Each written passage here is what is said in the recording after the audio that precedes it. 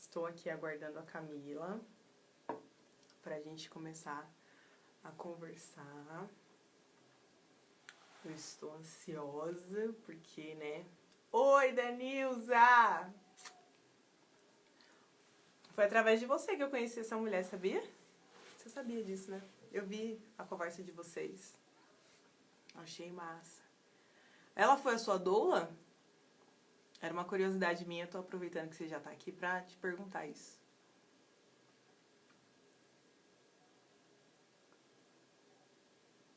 Ah, ela entrou.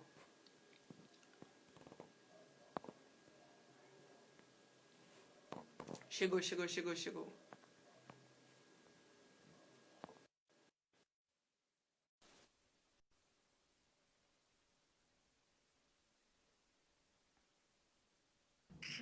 Acho que agora vai. Olá, Camila, tudo bem? Tudo, querida, e você? Tô ótima, obrigada, boa noite. Boa noite, é um super prazer. Satisfação toda minha. Eu tô flertando há muito tempo, eu preciso já te fazer essa confissão sobre essas questões políticas, né, que tanto atravessam nós, mulheres pretas. Eu acho que não é nem aquele lance da gente querer ser política, mas a gente não tem opção. Nosso corpo é político, a nossa vivência é política, a nossa experiência de vida é política. E eu Concordo estou com muito feliz que você me fez esse convite, que a gente vai trocar essa ideia. Eu estava muito ansiosa. Mas enfim, eu tenho um monte de pergunta para fazer. que bom. Se apresenta, por favor, e depois eu me apresento. Bom, eu sou a Camila Guiar, eu sou doula, então eu trabalho com nascimentos humanizados nos últimos 5 anos. A minha formação é em Sociologia e Política e eu sou mãe de 2 mulheres. Eu tenho 2 filhas. Então eu tenho uma filha de 16 anos e uma filha de 6 anos. O E a... exército está sendo formado. É verdade, é verdade. Eu sempre digo que quando nasce um bebê a gente está recebendo reforços. Então a minha atividade é ver esses reforços chegarem aí. E é muito importante que essas famílias possam nascer sobre uma ótica respeitosa, segura e que ofereça um lugar de proteção, né? Para esse processo tão importante que é a chegada na maternidade. Eu acho super lindo, assim. Eu não sou mãe, Tá? mas eu percebo as minhas amigas que são mães, as pessoas da minha volta que foram mães, a Danilza aqui, que foi através dela que eu te conheci. Super querida, ela me Inclusive, falou muito de você. obrigada. E eu consigo perceber o processo, né? A gente que é mulher, por mais que a gente não seja mãe efetivamente, Uhum. e é uma outra questão, né? Que existe também uma parada de sermos validadas socialmente se somos mães. Que é um equívoco, né? Mas eu nem considero isso, até porque o que é que nos invalida? É basicamente tudo. Então, se você é mãe, você é invalidada. Se você não é, você é invalidada. Então, honestamente, não estou nem aí. Mas eu consigo perceber o processo das mulheres à minha volta, o quanto isso fortalece não só as mulheres que são mães, mas mesmo as que não são estão à volta. Eu acho que quando a gente vai olhando para a maternidade dentro desse aspecto coletivo, a gente vai cada vez mais entendendo que esse processo, esse entendimento social que a gente tem da figura da maternidade, na verdade é um processo coletivo e que a gente precisa de um envolvimento de todos e todas para dar conta de oferecer esse desenvolvimento seguro para as famílias, para as mães. É super importante que a gente pare de olhar para a maternidade com esse lugar da validação da mulher enquanto uma reprodutora, né? E que a gente consiga assumir essa responsabilidade coletiva para caminhar numa situação de bem-estar e segurança, né? Sim. E eu trouxe algumas perguntas para fazer para você. Elas são mais direcionadas para essa questão política, porque eu acho que é uma parada que está muito efervescendo, até porque as eleições estão aí, né? Certinho. Não, e é muito louco. Eu não sei se é exatamente por conta da pandemia, se por conta do atual governo, que está uma bagunça, uma loucura, uma desordem, literalmente, que a gente não está falando sobre isso e já estamos em setembro. Exatamente. É daqui a pouco. Então, é mês que vem, né? Me corrija se eu estiver errada. O processo eleitoral vai acontecer 15 de novembro, então a gente está numa época de pré-campanha. A campanha oficial ela vai ter um tempo útil de mais ou menos 40 dias. É pouquíssimo, né? E aí pensar que no contexto que a gente está atravessando já há tanto tempo e que se intensificou e que piorou muito nessa última gestão, na entrada desse último governo, a gente tem um esvaziamento do debate político. E isso é um problema sério para a gente fazer um enfrentamento à altura que precisa ser feito para a condição que a gente está inserida, né? Deixa eu dar um oi aqui. Good morning. Minha mãe, tem uma galera de fora vendo a gente aí. Que legal. Que entra dentro de uma das perguntas que eu até ia fazer também relacionado a essa questão do governo. Como é que foi isso de... Ai, tô nervosa, calma. Fica tranquila, que a gente está super em casa. Eu sei, eu tô em casa, mas é que eu fico, sabe, agoniada, que eu quero falar muito. Eu sei que o Instagram, a internet, todo mundo, você inclusive tem seu tempo e tudo mais, mas pensando, por exemplo, nas campanhas, né? Uhum. Que houve um esvaziamento, eu tinha visto isso já e até peguei agora há pouco uma informação de que teve um esvaziamento entre as eleições, comparando, né, 2016 e 2018, exato, de mais de 40% dos jovens. Isso mesmo. Cara, isso é gravíssimo, é tipo, meu Deus. E eu acho que isso aconteceu por conta de toda a mobilização que estava acontecendo contra o PT, contra partidos, não necessariamente contra algo relacionado à democracia, à política de fato. E as pessoas aqui no Brasil, a gente tem uma dificuldade, e é até meio que natural, de entrar nessa conversa sobre política. É muito difícil isso acontecer. E como eu sei que você tem uma filha adolescente, e eu sei que são os jovens que não têm se interessado, e eu, quando era mais nova, porque eu tenho 32 anos, quando eu tinha 15, 14, 16, eu não estava diretamente envolvida em política. Mas eu conseguia perceber à minha volta o que isso influenciava na minha vida. A aproximação do debate estava posta, né? Sim, sim. A gente mesmo que politicamente falando, sim. Na minha cidade, que eu sou de Carapicuíba, é uma cidade que é bem complicada, complexa e tal. Estou morando em São Paulo desde o final do ano passado. E eu sempre fui muito ativa nesse lance do tipo, quero fazer um teatro, quero fazer a cultura não funciona aqui. Meu, por que não funciona? Eu já ficava questionando. Isso já era política. Total. Né? Mas a gente não para refletir sobre. Eu queria muito votar quando eu tivesse 16 anos.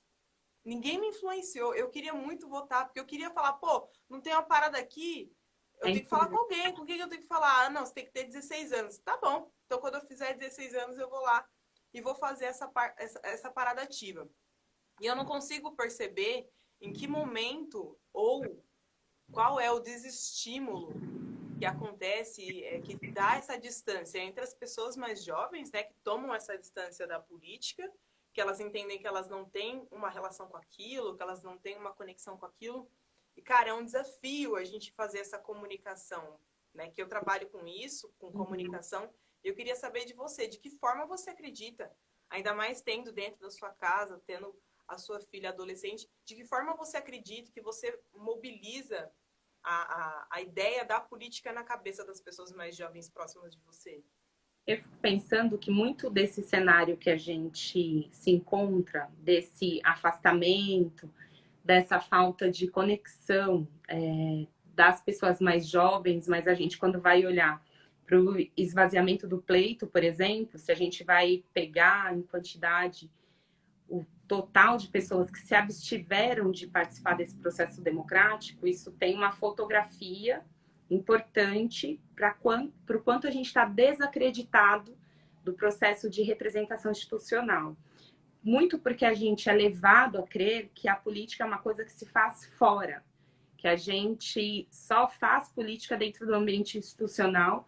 Quando a gente olha para as pessoas que hoje ocupam os variados cargos que a gente tem na política, não são pessoas que têm a cara da população brasileira, por exemplo, que vivem as verdades dessa população. Então, isso já é difícil de você conectar.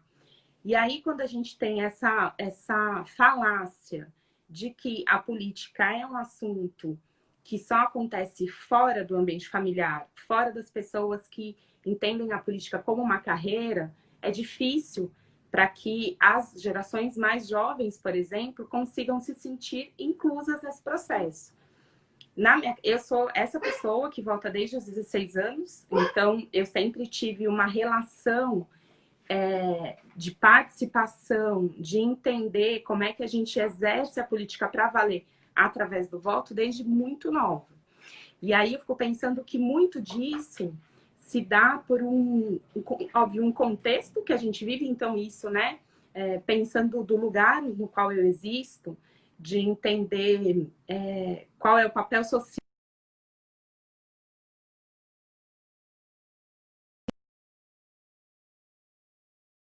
Você precisa estar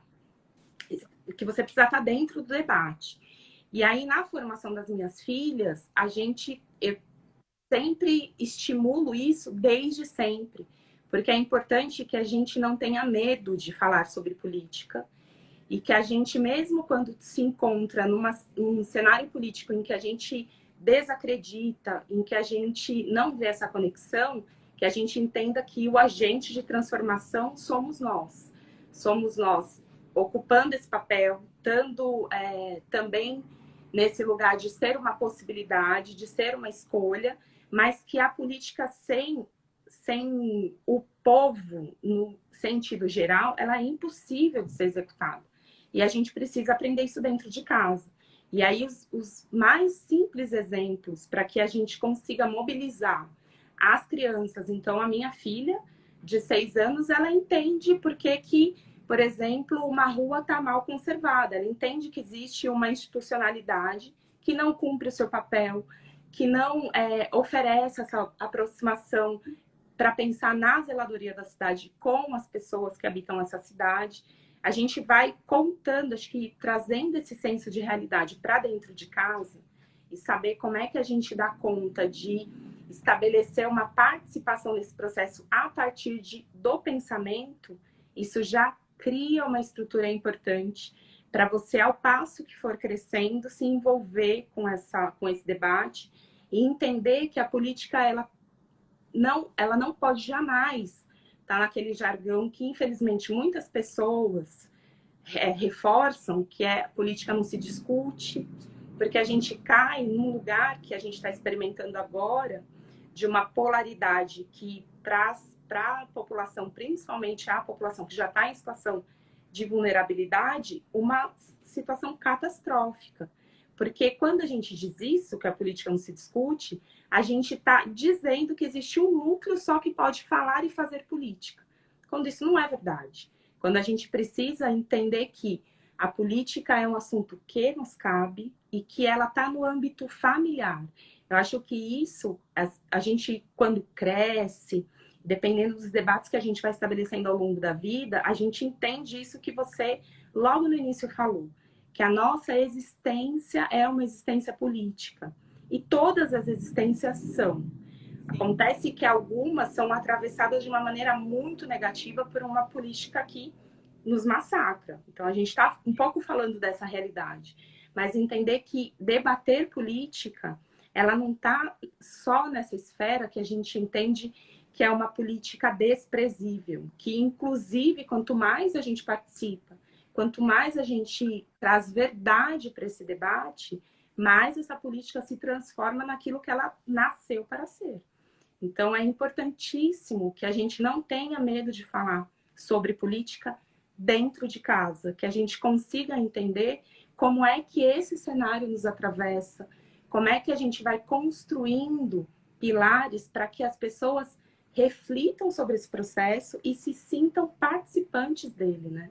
Então, a gente, quando vai olhar para o que aconteceu no movimento de 2013, em que a gente teve um movimento secundarista que foi às ruas, não há nada mais político que isso, e que foi às ruas para dizer que essa política institucional tal qual se apresentava não era aquilo que respondia aos anseios deles.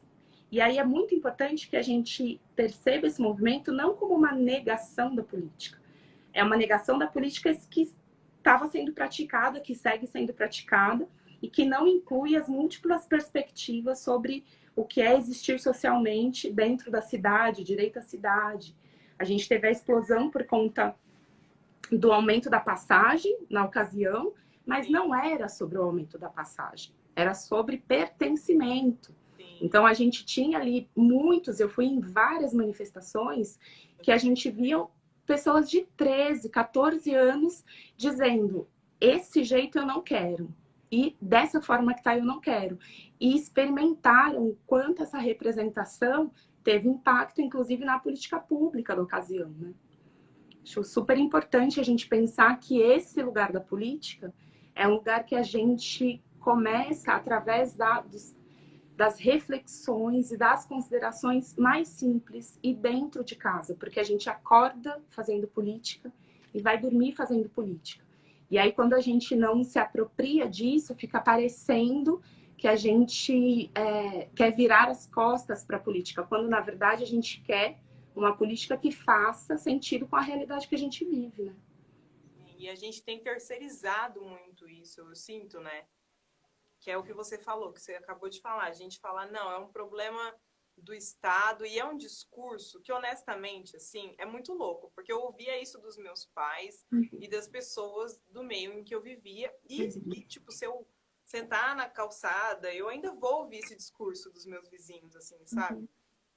E é muito difícil você conseguir trocar essa ideia. Eu acho que eu estou nesse desafio, porque o meu pai, enquanto homem negro, ele é um exemplo que votou no Bolsonaro. E eu fui tentar conversar com ele depois, né, da eleição ter acontecido. Eu falei, pai, eu chorei muito antes de conseguir falar com ele. Eu falei, pai, você que passou pela ditadura, né? Você tem uma real noção da escolha que você fez agora? E a resposta que ele me deu foi no domingo da votação. Ele me deu a resposta que foi a seguinte: não vai mudar, tanto faz, que é outra coisa que me deixou bastante preocupada. E também é um discurso que eu consegui perceber se repetindo, sendo reproduzido entre os jovens das eleições de 2018. E que esse foi um grande problema que a gente teve para estar onde está hoje. Isso. Eu imagino, né? É dessa forma que eu enxergo as coisas. E aí eu fiquei pensando, cara, que exemplo ele precisa visualizar para entender que ele faz parte de quem vai passar muito mal. Ele é a parte de quem vai passar muito mal. E aí eu tentei trazer alguns exemplos para ele. Falei, pai, eu sou uma mulher preta, eu preciso ir e vir do meu trabalho, e só esse trajeto para mim, com a escolha que você fez, já fica em risco. O seu trajeto de ir e voltar para o trabalho, só isso. Uma coisa relativamente simples para a maioria das pessoas, em especial as pessoas brancas. Exato. Mas que pra gente, a gente está vendo aí. Um exemplo agora do Black Lives Matter, que pra gente, honestamente, não tem novidade. Bacana, agora tem hashtag, tá atualizado com a internet, maneiro. Só que a prática no dia a dia, né? Que é isso, trocar essa ideia com meu pai, com a minha irmã, com os meus irmãos, falar para eles, olha, o que vocês escolhem, a forma como vocês determinam a escolha de quem vai fazer determinada coisa, impacta na tua vida. É isso. Eu acho que isso ainda não está muito dentro da cabeça das pessoas, que é esse lance Parece de uma coisa terceirizar muito a situação. distante, né? Parece Isso, muito distante, não tá. Atravessa diretamente, né? Eu fico sim, pensando que muito dessa eleição que a gente teve foi uma eleição que mobilizou as pessoas no lugar dos seus afetos. Não era, a gente não teve um pleito que discutiu proposta, né? Ao passo que quando a gente vê que o candidato que acabou sendo eleito, ele não ia nem a debates, você pega o plano de governo. E aí eu entendo que a gente, infelizmente, não tem uma cultura de ler plano de governo. A maioria das pessoas, de fato, não fazem isso. Mas, minimamente, tem um esforço do candidato em fazer uma roupagem de que tem alguma robustez, algum projeto para valer. E essa foi uma eleição que trabalhou absolutamente em mover os afetos das pessoas. Então, quando a gente vai falar de polarização, quando a gente vai falar que muitas famílias e amigos cindiram, porque a gente, ao passo que entendia o que esse projeto significava, eu imagino o quanto doloroso foi para você ter essa conversa com seu pai, porque no nosso cotidiano não foi diferente. Então, quando eu cheguei de um parto no dia da eleição. Quando eu abri a porta da minha casa, minha filha chorava copiosamente. Eu também já vim chorando porque eu já tinha visto o resultado no meio do caminho, por conta de que a gente sabia do que se tratava para valer. Enquanto as pessoas se agarraram numa estratégia que foi muito bem implementada por toda a parte da comunicação desse governo, que ficou no raso e ficou colocando as pessoas não para debater o conteúdo, mas quase que numa situação de inimizade. E essa carruagem foi passando. Então, a gente foi levado, a parte expressiva da população que foi a pleito e fez essa escolha, ela foi levada a só considerar um sentimento de rejeição a uma proposta de governo que eles não se aprofundaram nem para entender o que era, mas muito para só negar essa continuidade. Então, a gente teve uma exploração sobre uma proposta anticorrupção massiva. E é muito desleal você falar isso, porque nenhuma pessoa com mínimo de razoabilidade, que você vai falar assim, você é contra a corrupção? As pessoas vão falar que são. Só que e aí a gente pega uma família com, com o histórico que eles têm, com o envolvimento com as milícias que eles têm e consegue fazer essa ideia emplacar. E quando eles fazem isso, eles mobilizam só um sentimento de rejeição. E isso acontece porque a gente não tem uma formação política. Então, isso é uma das críticas, para mim, mais importantes que a gente deve fazer. Ao passo que a gente teve gestões progressistas antes disso, que não olhou para uma formação política popular. A gente não tem esse histórico e isso é urgente. A gente precisa começar a internalizar que política se faz dentro de casa, que a gente precisa debater as questões da cidade, do estado, do país na nossa mesa, fazendo o nosso papel de construção para esse processo. E aí, se a gente não tem uma formação política, a gente cai numa armadilha dessa de ser levado por uma questão do afeto. Quando a gente está colocando e condenando os nossos a uma situação de absoluta vulnerabilidade. Então, eu também chorei muito, e não era por conta de uma disputa apaixonada, porque o meu candidato não venceu a eleição. É porque eu sei o quanto os meus estavam sendo levados para uma condição de extermínio, e isso acontece. Então, quando a gente está falando de um projeto que nega direito à saúde, à educação, a políticas de conquista de igualdade, isso tudo significa a morte para muitas pessoas. Então, não era uma coisa simples que a gente estava debatendo. Não era só quem tinha uma proposta melhor, mais incrível e mais robusta. Era quem estava escolhendo que uma parte da população poderia morrer. Seja porque a polícia tem, então, uma licença para agir com absoluta violência, quando a gente está falando de um país que não conseguiu estruturar minimamente questões de igualdade para vários recortes da população. A gente debate demarcação de terra indígena. A gente debate isso ainda, a gente debate cota. A gente debate que a mulher não pode ser estuprada. A gente está em lugares que significam perda substancial, não só de condição de vida, mas da própria vida das pessoas. Então, esse projeto, por isso a gente chorou, e por isso a gente se afetou tanto. E aí, entender que os nossos, porque a gente vai olhar, a periferia votou, a periferia escolheu esse projeto. E aí, quando a gente fala, por que aconteceu isso? Aconteceu isso porque, ao passo que a gente teve uma gestão progressista que tinha por obrigação fortalecer a periferia, estabelecer um debate, uma construção coesa e eficiente para emancipar essa população, não deu conta de fazer. Aí a gente deixa esse trem passar. Sim. Então a gente precisa levar para valer e encantar esse lugar de aumentar o repertório político das pessoas entenderem que a política é um lugar que pertence a elas em todas as instâncias. Quando a gente vai olhar para esse pleito que a gente vai ter agora, que tantas mulheres, isso é significativo, que muitas mulheres negras de origem periférica estão disputando o pleito. Muito do que às vezes eu percebo é de que a gente não tem uma sociedade pronta para, de fato, fazer com que esse debate chegue aonde ele deve chegar, que é alcançar o pleito. A gente ainda está num debate muito superficial. Ainda falta muito, porque não é a primeira vez que tantas mulheres, mães, na condição em que eu ocupo, se estabelecem como uma escolha e com projetos que muito bem consistentes, com uma reflexão incrível, mas elas não alcançam.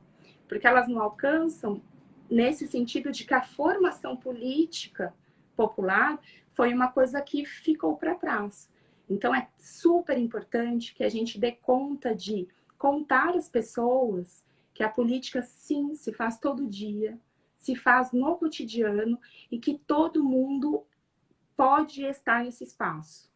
Não só na disputa do pleito, mas na construção, inclusive com quem está disputando. Porque a gente não pode fazer, isso é uma coisa que para mim faz o menor sentido, de você ter uma proposta política que não faça uma comunicação verdadeira com a população. Por conta de que ou a gente constrói um projeto que faz sentido, que seja popular, ou a gente vai continuar nesse processo de esvaziamento, né? Sim. A Vera Lúcia comentou aqui, minha neta de 8 anos perguntou pro pai, por que você voltou nesse homem? Ele não gosta de mulheres pretas e minha mãe é preta. Então, O Bruno comentou aqui também, pessoas têm medo de política. Sim, e é isso que você falou. A gente precisa se aproximar e eu acho que eu como comunicadora, né, nesse processo aí, eu fico pensando em como é que as campanhas acontecem. Uhum. E é o que você falou, trazendo um discurso, uma verdade do que a gente passa. E eu fico pensando, cara, como eu fico estudando comunicação e tentando entender isso, entendendo isso, mas o processo, ele é muito maluco, ele é maluco. Ele é maluco, Camila, porque é o seguinte, eu sei, por exemplo, que uma cor, um formato de uma letra ou determinado formato vai me causar determinada sensação e vai me induzir talvez a fazer algo. Uhum. E eu sei também que as campanhas publicitárias políticas, elas têm uma estrutura que para mim nem chega a beirar. Ela é bizarra. Ela é bizarra. Você vê homens, quando tinha quando, né, passa na televisão aquele horário político e tal, eu lembro que quando eu era mais nova, né, quando a gente assistia, primeiro que as pessoas querem desligar a televisão naquele momento. Elas não querem ouvir, não querem saber, porque é sempre uma chacota. É sempre algo esvaziado. É uma construção de um texto com palavras vazias, sem conexão nenhuma com o que é que eles querem dizer de fato, porque eles não querem dizer nada. A única coisa que eles querem é entrar na política, por quê? Para ganhar o dinheiro que a gente fica pagando numa caralhada de imposto que a gente paga. Né? E como é que a gente acha que tudo isso é engraçado? É muito louco, né? É muito maluco isso. E quando vem uma candidata ou candidatos com discursos muito mais reais, realistas. Realistas, tipo, olha, aqui não tem escola, eu não vou conseguir construir uma escola, porque não tem dinheiro. O que eu vou fazer? Eu vou dar um jeito de arrecadar o dinheiro e a gente vê como construir a escola. Isso é um discurso honesto. E eu acho o mais louco disso é que a gente ouve as palavras honesto, corrupção, política. Se o cara coloca isso num texto, dependendo da ordem que ele coloca as palavras, ele é eleito. É só ele usar algumas palavras-chave. Ele pode não saber nem o que significam aquelas palavras. Isso para mim é muito maluco. Uma outra coisa que eu vi também na internet, que aconteceu essa semana, ou semana passada, eu não lembro, que o dinheiro do fundo partidário e do fundo eleitoral foi votado lá para ser destinado aos candidatos negros. Também, né? Também isso, para ser bem melhor distribuído, na verdade, né? Isso mesmo, né? Porque eu imagino, né, pela minha experiência de mulher preta, hoje eu trabalho numa empresa formal e tal, mas eu sei que a distribuição de tudo no mundo não é proporcional. E que hoje a gente está contando com cotas para emprego, cotas na política, cotas em vários lugares, mas a gente não quer só cotas, a gente quer fazer parte. E a gente é uma parte muito grande, então a gente quer que todo mundo faça a parte do tamanho que é a real, ou pelo menos o mais próximo da realidade possível. Queria saber de você, como é que você está usando essa parada da comunicação, do investimento para isso, porque a sua comunicação está muito bonita, tá muito honesta, verdadeira, realmente, assim, tipo, eu não te conheço, mas se eu olhar a sua comunicação, eu quero votar na Camila, eu sei quem é a Camila, eu confio na Camila. Entende? Eu queria saber como é que foi esse processo para você de conseguir criar uma comunicação com as pessoas para se lançar nessa candidatura. Então, a gente, primeiro que é a primeira vez que eu faço essa empreitada. Então, eu nunca tive concorrendo a outros pleitos. Eu sempre, até 2018, sempre fui dessa participação política no lugar do voto. E eu sou muito empenhada mesmo, eu dou conta de pesquisar, debater. Eu sou uma pessoa que gosto muito de falar e exercer a política, né? Em 2018, eu tive esse baque horrível do resultado do pleito. E já em 2016, na ocasião, eu já tinha recebido um convite anterior para que eu participasse nesse lugar da eleição, mas eu achei que não era isso, não cabia. E fui tocando minha vida. Em 2018, eu vi que a coisa realmente tinha avançado para um lugar absolutamente desesperador. E que a gente precisava, então, fazer esse enfrentamento dentro desse lugar, de ser também uma possibilidade de diálogo e de reflexão para as pessoas. Eu nunca dormi e acordei pensando em dar conta de participar do processo político desse lugar que eu estou agora. Foi muito por conta do cenário desastroso em que a gente se encontrou. E aí havia na minha vida, eu estou com 40 anos, então naquele momento eu dava um jeito também de pensar e organizar e fazer isso caber. Só que quando a gente vai pensar em estabelecer uma disputa eleitoral dentro de como é que essa política está acostumada a acontecer, a gente tem um cenário muito difícil, que é um cenário ou da cooptação, por conta de que, principalmente em razão do terrível acontecimento com a Marielle, a nossa figura como mulher preta, da periferia, mãe e tudo mais, ela virou uma coisa interessante para que muito da cena política se apropriasse da nossa existência e fizesse ali, olha, a gente também é super legal, a gente acha ótimo ter mulheres negras e tal. E esse é um lugar que o debate político começou a usar com muita inteligência, né? Então, eu sempre tive um cuidado muito grande sobre isso. E aí, pensar que é uma campanha que não tem dinheiro, que eu não tenho histórico político, não tenho repercussão, não sou uma pessoa famosa, porque um caminho da política é esse. Então, a gente tem, inclusive, votações expressivas de pessoas que tinham um reconhecimento social na mídia e tudo mais, e que... muitas vezes nem tinham relação direta com política, mas só pelo fato de... E aí ocuparam cargos super importantes e que mantêm esse lugar da prática política esvaziada, mas garantiram e perpetuaram esse lugar dessa política que não atende aos anseios que a gente tem. E aí, dentro do que a gente vive no Brasil, é muito desafiador. E eu sempre digo que, ao passo que eu escolhi fazer isso, a empreitada mais importante dessa travessia é que a gente possa atingir outras pessoas, outras mulheres que partem do mesmo lugar que eu e que vão olhar para trás e falar assim, sim, é possível fazer um debate político que acontece fora desse lugar viciado, desse lugar em que a gente não vê uma consistência de fato na proposta.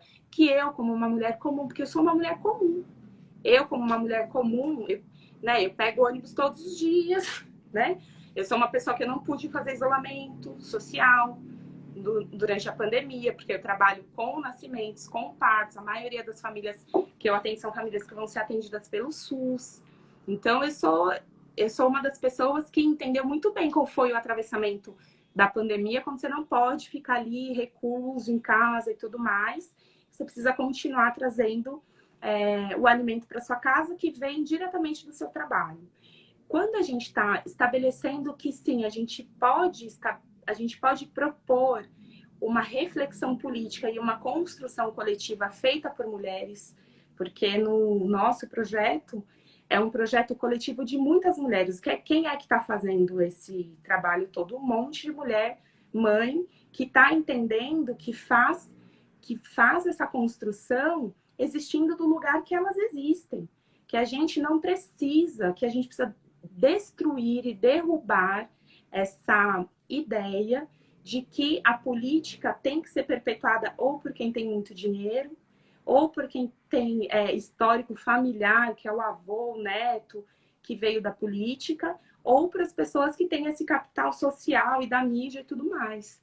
É muito importante, eu acho que um dos compromissos mais intensos que orientam o nosso trabalho, desde o momento que eu sentei com as minhas amigas, meus amigos, e falo assim, então tá bom, vamos fazer do jeito que a gente acredita, como a gente faz.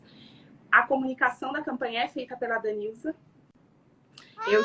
Maravilhosa! Sabia?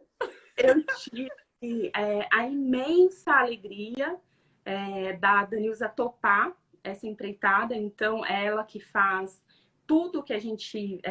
todas as artes. A Danilza é uma pessoa que, assim, me falta repertório para alcançar a potência que ela é. Então, quando a gente tinha uma grande amiga em comum, por conta da história do universo da maternidade, então, uma grande amiga minha que a gente acabou se tornando amiga, mas eu fui doula dela e foi uma das pessoas que eu chamei para ajudar a construir o projeto, que a gente escreve junto um projeto político. Ela já tinha me falado da Danilza, a gente inclusive já se tinha nas redes por causa do ambiente da humanização. Danilza tem uma filha de 1 ano e pouquinho, então a gente está circulando os mesmos debates, e aí a gente se conversou no telefone, a gente marcou de se encontrar, de se olhar no olho e ela reverberou tudo aquilo que eu também ansiava e aceitou esse desafio de fazer essa caminhada comigo, que não sou uma pessoa que tem destreza nas redes, né? Então, eu não sou uma pessoa que super... Eu tenho 40 anos, então eu sei o que é a comunicação antes das redes sociais. E é a mesma coisa, Camila, não muda nada. A diferença agora é a ferramenta. Eu com 30 também não sei, entendeu? E tem mulheres mais velhas que nós duas que sabem lidar melhor. Então eu acho que é muito... E também tem um lance que a gente precisa considerar e levar com certa tranquilidade, que é o acesso, né? Acesso à internet, acesso ao celular. Pode parecer uma coisa, ai, todo mundo tem, mas para mim não é algo que foi sempre tranquilo, entendeu? É algo mais recente. Exatamente. Tem gente da minha idade que já nasceu com computador, com celular, com internet. Isso tudo foi construído a duras penas na minha geração, acredito que na sua também. Exatamente. Então a gente tem muitas mulheres mães fazendo essa construção junto com a gente. É uma campanha que parte desse lugar que, ao passo que muitas pessoas acham, e eu ouvi muitas pessoas falando que sem dinheiro era impossível, por conta de que a gente tem esse vício na política, então, o que não deixa de ser uma verdade, por conta de que quando, por exemplo, se libera o tempo de campanha, quem tem dinheiro vai virar agressivamente. Então, a gente tem agora esse tempo da pré-campanha para ir estabelecendo essas conversas, alcançando as pessoas, fazendo com que as pessoas se aproximem, escrevam com a gente, pensem. Então, essa construção coletiva, para mim, é essencial, porque é isso que, inclusive, vai formatar em cada pessoa o desejo de pertencer a esse debate, que não é só ir votar. Ir votar é a última coisa, é você entender que essa construção precisa refletir aquilo que você anseia, aquilo que você quer transformar e que você tem potência para transformar isso. Então, eu penso que o processo da pré-candidatura, o processo de eu estar no pleito, é um processo muito diferente do que a gente entende como política tradicional, por conta de que não é só o fato de que a gente tem agora essa aprovação no TSE, de que equaliza um pouco essa divisão de recursos do fundo partidário, mas porque a gente sofre de uma coisa super séria, que são as chamadas candidaturas laranjas, que são candidaturas que estão ali para cumprir um buraco da representatividade. Então, por exemplo, a gente tem uma determinação, uma legislação que vai dizer que os partidos precisam de um percentual de mulheres e que a gente também está cada vez mais assimilando que essa diversidade é importante. Só que, para valer, a gente não tem isso internalizado, ao passo de que,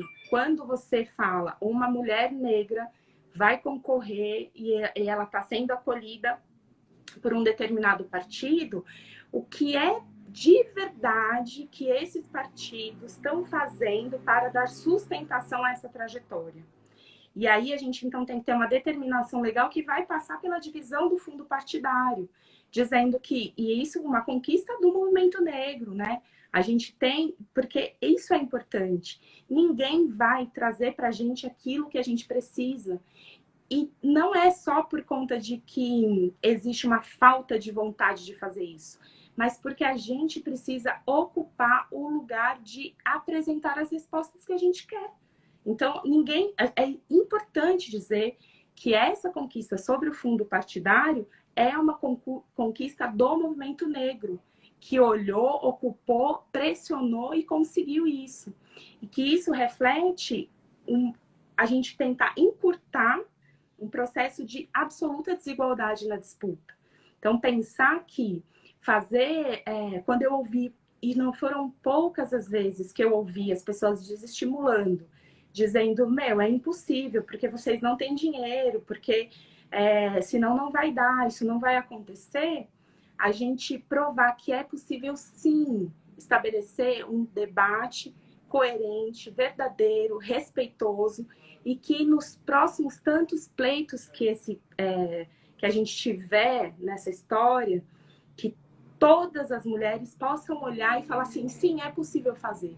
Não é o dinheiro que vai dar conta de me privar de acessar um lugar, porque a gente precisa acreditar que as pessoas têm um terreno fértil para receber uma proposta verdadeira, de que as pessoas, elas almejam por uma coisa que faça mais sentido.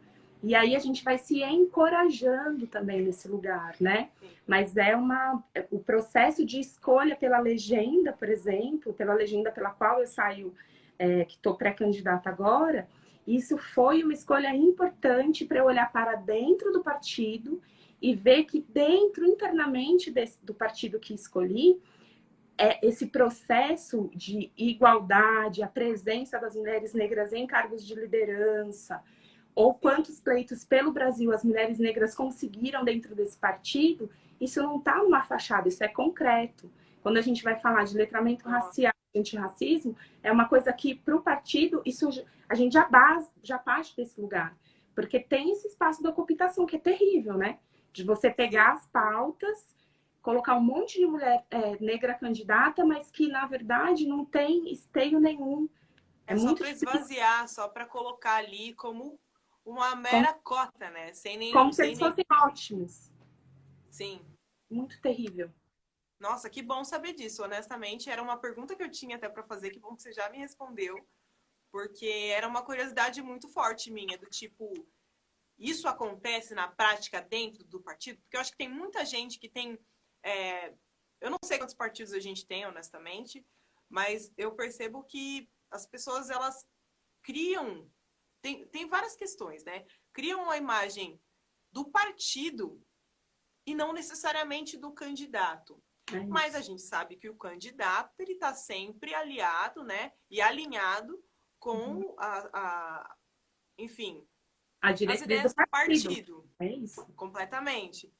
E aí, eu não tenho nenhum interesse político, né? Vou dizer isso hoje, mas sempre me envolvi muito, porque eu sempre entendi o que você tinha comentado, que a política está envolvida. Mas eu ficava pensando, cara, se eu chegar lá, tiver um monte de homem branco, das duas uma, ou eu vou matar ou eu vou morrer, entendeu?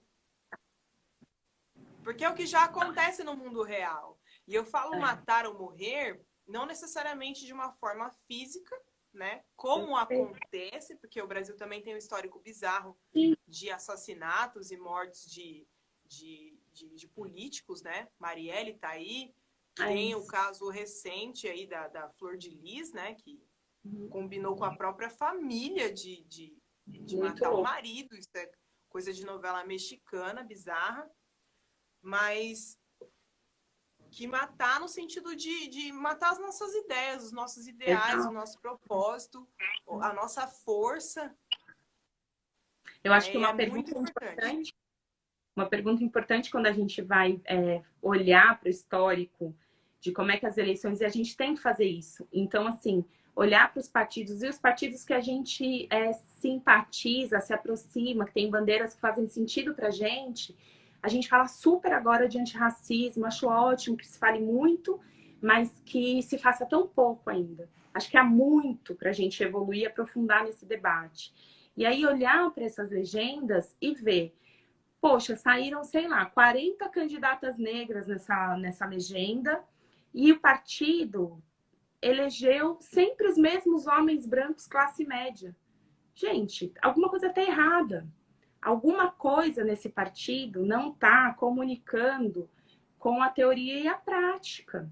Então, é importante que a gente olhe para isso, até porque quando a gente vai se colocar nesse lugar, eu fico muito feliz em estabelecer essa caminhada com a independência que a gente está traçando esse caminho, com esse lugar de ter tranquilidade com a legenda partidária que eu escolhi, porque sei que as pautas que eu defendo são pautas que de fato são internalizadas e são trazidas para a prática, mas ao passo que a gente vê um tantão de legenda super legal, alternativa, que está no campo progressista, mas que, para valer, não traz isso para a representatividade. E aí a gente vai olhar para qual é o tipo de população que está elegendo essa legenda, esses partidos, que acha super legal colocar as hashtags, como você bem falou, mas que, quando olha para o seu ambiente doméstico, para a sua vida, ela percebe que aquilo que ela não elege como representante é aquilo que ela também não comunga. Então, ela também não está para valer entre a população negra. Ela acha ótimo, super descolado, não sei o quê, mas no cerne da questão isso não está estabelecido. E isso é debate político. A gente precisa dar conta de sair só dessa esfera do posicionamento midiático para uma transformação para valer. Isso é muito importante, né? A política, ela precisa ser construída com essa verdade. E sim, é possível. Estou fazendo sem dinheiro. Eu estou fazendo sem padrinho político, sem madrinha política. E a gente está fazendo um trabalho, sim, de um a um, de formiguinha. São várias mães, várias mulheres, vários amigos que, de fato, constroem esse lugar de um debate político coerente e verdadeiro. A gente precisa dar conta de vencer esse capital. A gente precisa dar conta de somar esforços, somar ações e colocar a nossa fala no mundo. A gente tem esse direito, a gente tem que dar conta de ocupar, né? Sim, e mais do que direito, né? A nossa responsabilidade, né? De novo falando que eu acredito muito que a gente não dá mais tempo de terceirizar a política. O que você comentou é uma coisa que eu sempre vivo batendo na tecla quando eu converso com os meus amigos para qualquer coisa. A gente fala bastante, eu falo bastante, políticos falam bastante e é necessário, é importante que falem bastante, mas a gente precisa estar sempre muito atento também à conexão e a distância que existe entre as coisas que a gente fala e as coisas que a gente faz. Exato. E eu acho que hoje é o maior desafio para os políticos brasileiros, porque existe uma cultura que a gente vem cultuando, né, há muito tempo, que é disso, da gente ouvir uma série de falácias, achar engraçado e não pensar em nenhum momento sobre o que é que aquele cara, aquela mulher está falando, qual é a proximidade que aquilo tem com a minha realidade. É isso. Qual que é a proximidade que aquilo tem com algo que seja realmente aplicável, com a verdade. Né? Eu posso, sei lá, me candidatar um dia e falar, eu vou construir uma torre. Tipo, tá, mas o que isso tem a ver? Isso vai beneficiar quem? Para quê? Por quê? Como? Quando? Quanto vai custar? Então, eu acho que a gente tem esse desafio enquanto cidadãos, né, de entender realmente onde está, sobre o que o determinado candidato está falando e o quanto é possível ser aplicado, o quanto é possível ser aplicável e como é que ele vai fazer isso. A gente não faz esse raciocínio lógico, que parece ser muito simples, né? Tipo, ação e reação. Né? Você fala, logo, o que você falou, você vai fazer o mais próximo possível do que o que você falou.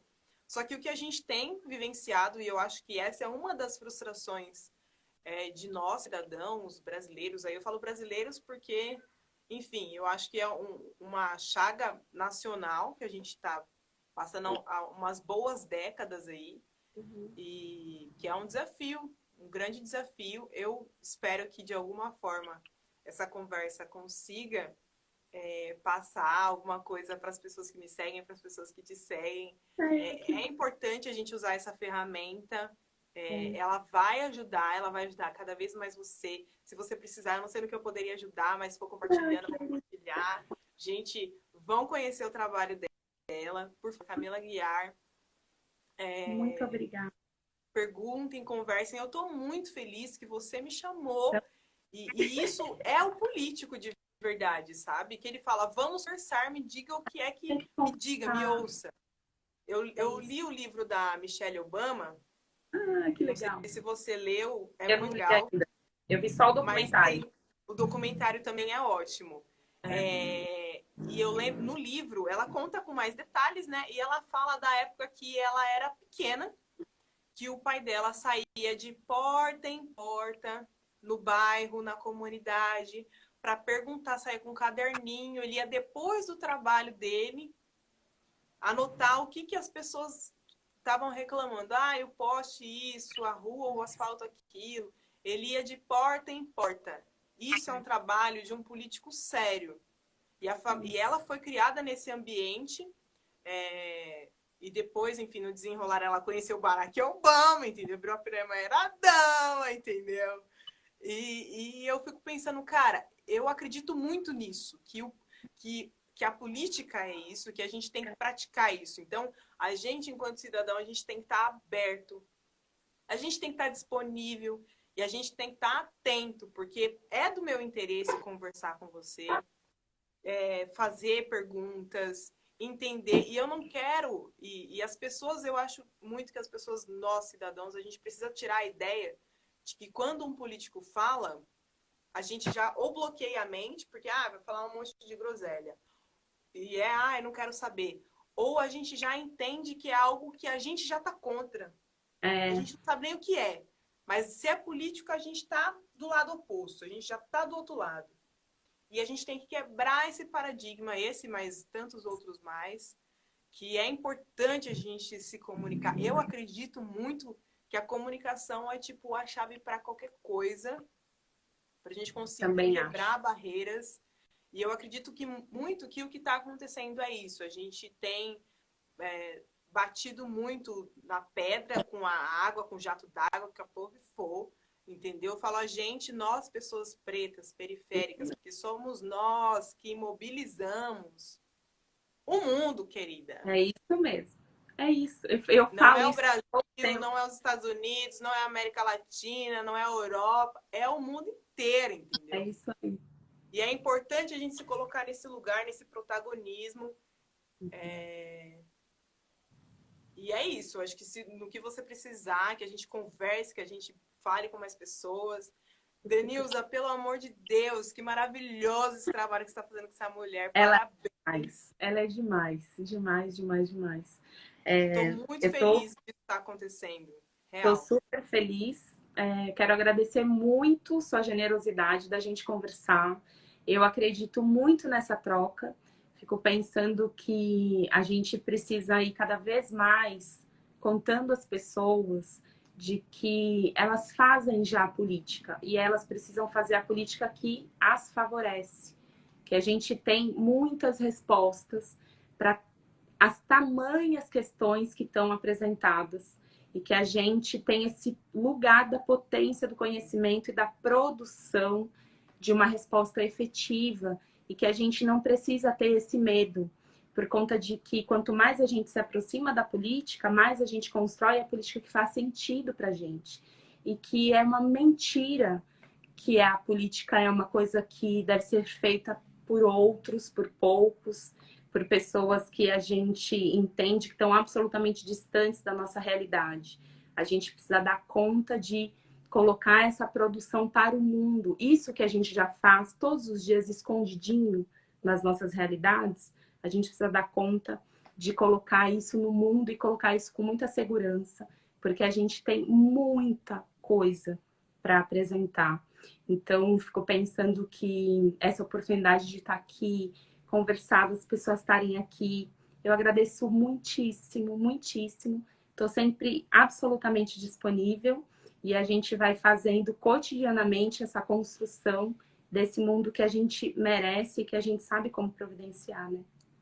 Sim, você falou tudo. Merecemos, porque somos nós que construímos ele. Queria saber se alguém tem alguma pergunta, alguma coisa para falar. Deixa eu ver.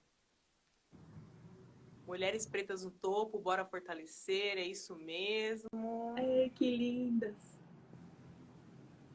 Deixa eu ver aqui. Vou deixar salva, porque da última. Eu fiz uma live semana passada e eu não sei mexer aqui também, não, viu, Camila? Eu não sei mexer. Não consegui deixar salvo. E foi muito legal também, mas um dia desses aí eu pego ela e salvo. falei da Flor de Lis, falo mesmo. Que política e religião não se mistura e o povo não está entendendo isso. É verdade.